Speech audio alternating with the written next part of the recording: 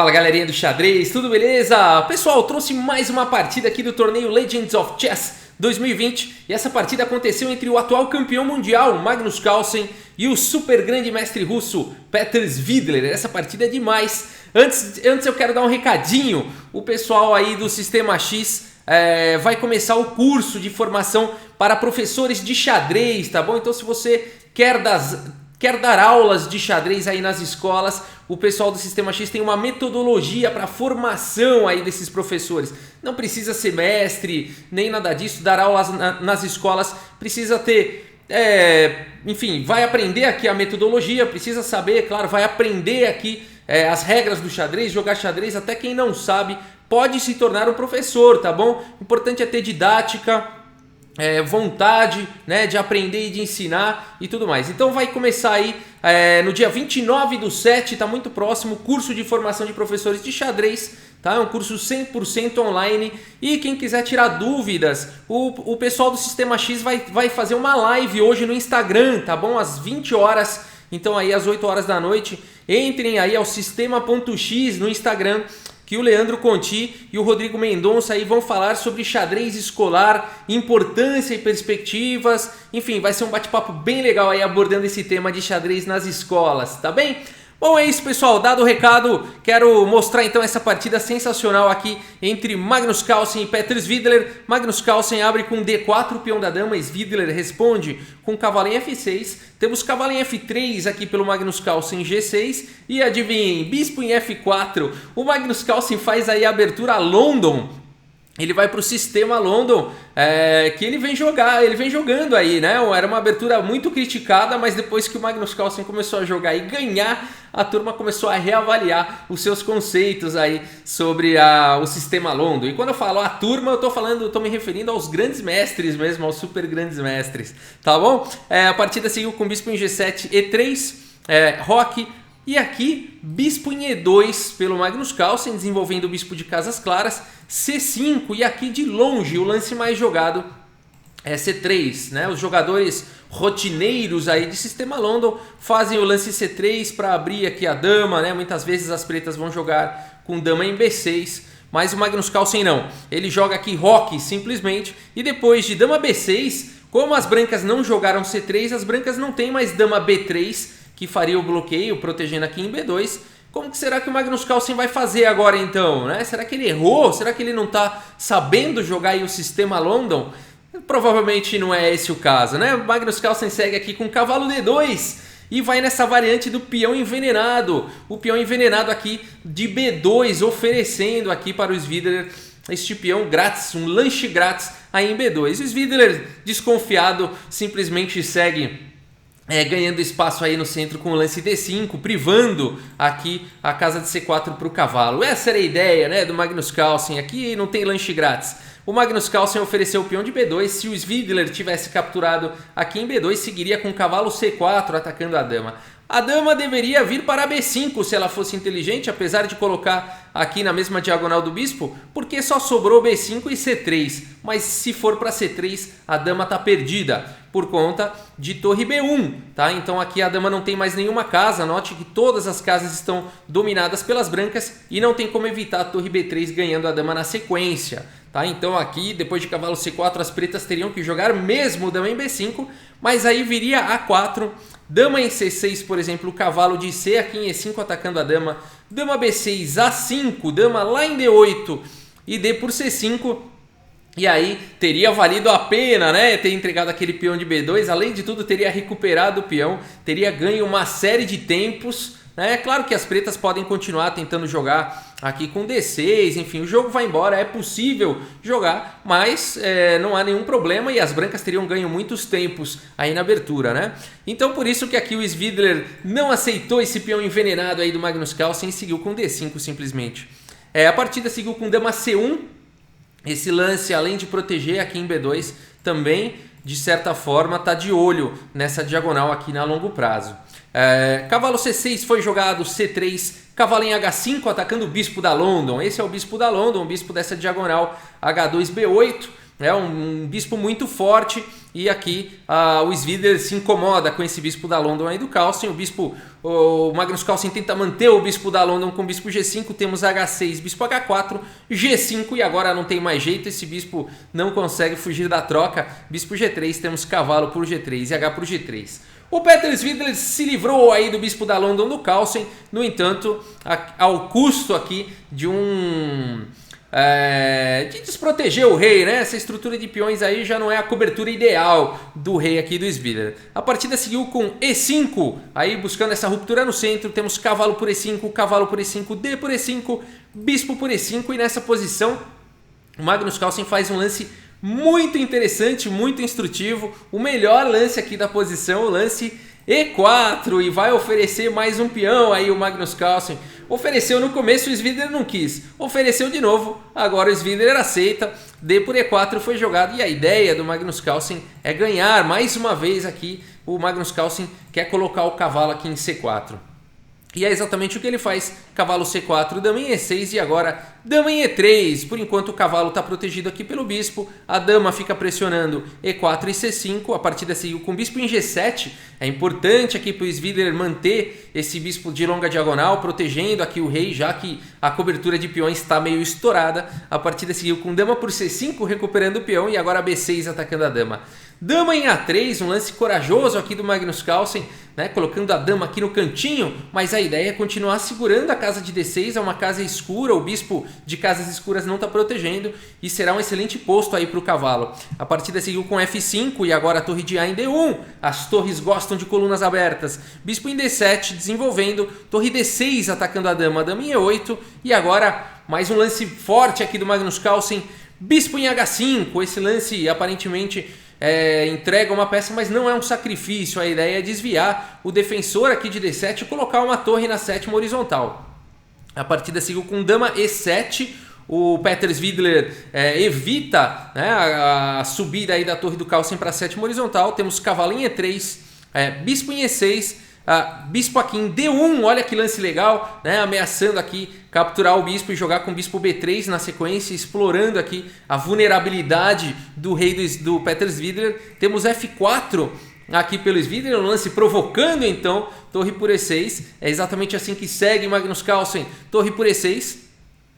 E aqui então o Svidler, ao invés de capturar a torre, né, o que levaria à derrota imediatamente, vai capturar primeiro aqui a dama, fazer essa troca e depois capturar o cavalo. Vamos nessa.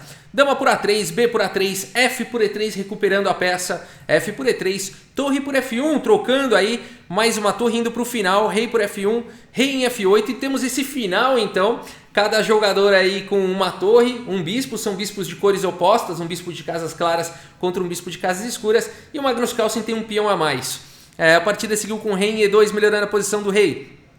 Torre C8 e agora bispo B3. Temos torre por C3 capturando um peão e torre por E4. O Magnus Carlsen também captura um peão. O Magnus Carlsen tem um peão a mais, no entanto, um olhar desatento diria que essa posição é muito provavelmente empatada.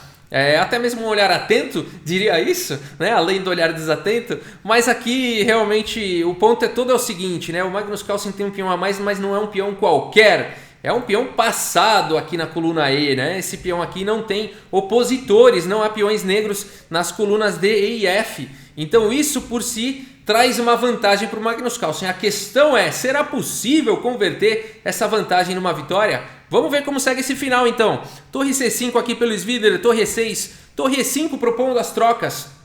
O Magnus Carlsen sabe que ele deve evitar aqui as trocas das torres, pois a torre pode ajudar ele na escalada aí do peão passado. Temos torre em D6, rei E7 atacando a torre G6 contra-atacando o bispo, rei em F8 protegendo e G4, paralisando de uma vez por toda os peões aqui do Svidler na ala do rei e colocando os peões nas casas claras, onde poderão ser defendidos pelo bispo de casas claras. Temos torre C5, A4, mais um peão em casa clara, torre E5, rei D3, torre C5, bispo C4 bloqueando a torre em E5, torre em C6, Torre C5 propondo aí as trocas, mais uma vez torre D6 evitando, rei E7 atacando a torre, torre G6 botando pressão no bispo, rei F8 e o Magnus Carlsen com essa manobra ganhou mais um tempinho aí para avançar finalmente o peão passado com E4. Um peão tímido lá em E3 começa a ganhar aí, começa a ficar desinibido e vai subindo pelas linhas do tabuleiro com E4. Temos torre C7, A5 entregando o peão aí para abrir a coluna B, para estragar a estrutura de peões do Svidler. Temos B por A5, torre A6, rei aqui em E7 e agora E5. Olha que lance sensacional. O Magnus Carlsen faz uma provocação aqui, se o Svidler capturar o peão em E5, tá levando torre E6 cheque e perdendo o bispo na sequência. Portanto, esse peão não pode ser capturado. A partida seguiu com rei F8 e agora a torre por A5, capturando o peão e protegendo o peão central. Temos rei em E7, bispo B3, torre B7, rei E4. Percebam, pouco a pouco o Magnus Carlsen vai melhorando. Esse peão que estava lá na terceira horizontal já está na quinta. O rei do Magnus Carlsen já está centralizado. A partida segue com bispo em F8, rei em F5, torre C7, torre A6, cortando aqui o rei. Preparando aqui a entrada do rei também na sexta horizontal. Temos rei em E8, rei G6, torre B7, torre E6 cheque, rei D8 e aqui torre F6 atacando o bispo. Bispo em E7 e o que jogar nessa posição? O Magnus Carlsen conseguiu avanços significativos até agora, mas será que dá para progredir nessa posição? O Magnus Carlsen vai para o brilhante rei por H6, deixando aqui essa torre nesse final. É demais, demais essa continuação.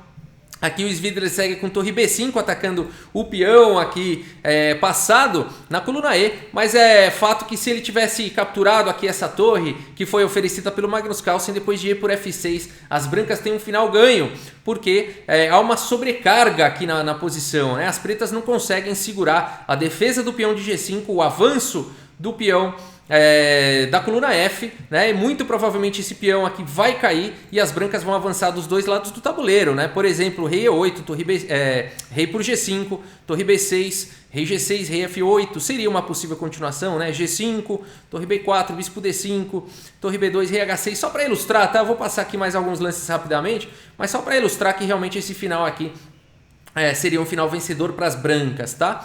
Mas então não foi dessa forma que seguiu, o Svidler não aceitou essa torre e seguiu com torre B5 atacando o peão isolado. A partida seguiu com torre F5 protegendo, torre B4 atacando agora o peão de G4 e E6. Aqui o Magnus Carlsen entrega o peão da coluna G, temos torre por G4, torre D5 cheque, rei E8, rei G6, torre aqui em F4, torre em A5, rei em F8, torre por A7 e depois de torre por F6 cheque aonde jogar esse rei, o Magnus Carlsen faz a coisa certa com rei em H7, né? Aqui se ele tivesse capturado em G5 as pretas gostariam muito, pois jogariam torre por E6 dando cheque, né? Aqui não adianta capturar o bispo, a torre capturaria. E qualquer outro lance aqui, rei F5, por exemplo, eu viria a torre F6 cheque, rei E5, bispo C5 atacando a torre e não adianta dar o cheque em A8 porque rei em E7 protegeria aqui a torre em F6, não tem cheque em A7. Então seria uma posição aí onde as pretas teriam um peão a menos, é verdade, mas teriam se livrado do peão avançado aí da coluna E e teria briga aqui ainda teria briga. Mas depois de rei H7 aqui pelo Magnus Carlsen a coisa está difícil, a partida seguiu com bispo D6 e aqui o lance de arremate do Magnus Carlsen. Torre em F7 cheque forçando as trocas e depois de torre por F7 e por F7 o Svidler abandonou aí a partida. Que final, hein? Que final, que precisão aí dos lances de Magnus Carlsen, um final monstruoso, né? Um peão ali a mais, um peão passado, mas converter isso em vantagem, converter essa vantagem numa vitória realmente é uma arte para poucos. Não é à toa que o Magnus Carlsen é o campeão mundial, né?